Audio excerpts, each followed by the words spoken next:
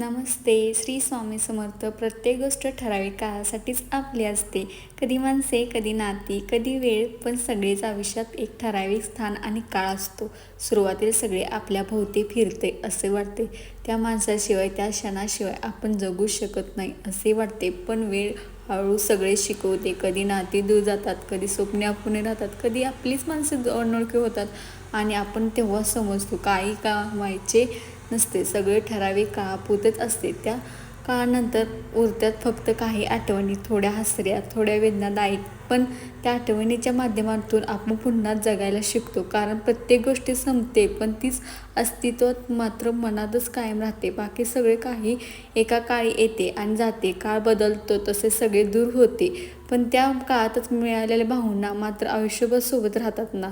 तसेच सगळ्यांनी जगायचे ते हसत मुखत जगायचे. श्री स्वामी समर्थ.